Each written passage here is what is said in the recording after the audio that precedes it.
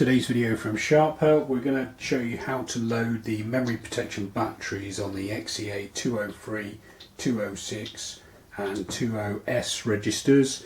So the tills, obviously main powered tills, so the batteries don't provide any power for the machine, but they do act as a memory backup.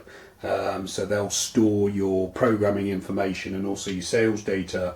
So if you ever get the low battery indicator appear, you need to change the batteries, but you've got to keep the till on when you do this, because you can accidentally wipe the till memory, which means you'd need to reprogram it and then you'd lose all your sales data.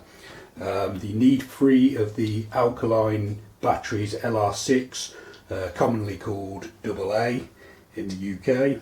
And all you need to do is lift off the printer cover as if you were changing the till rolls, and then there's a battery compartment here.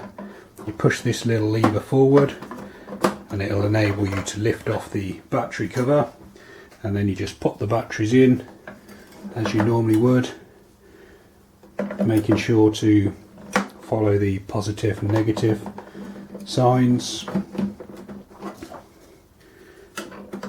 Pop the printer cover back on, sorry, the battery cover back on, and then when you turn the machine back round, if you have the low battery indicator display on the screen, then that will now have disappeared. I'll just move the camera up for you to see.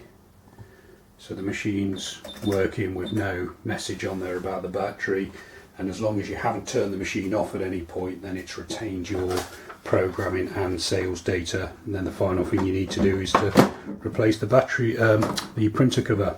Okay, I hope that video has been helpful. Got plenty more videos showing you how to get the best out of the XEA203 and other Sharp cash registers. You're welcome to check those out. You can also subscribe to this YouTube channel or visit sharphelp.co.uk for more. Thanks for watching.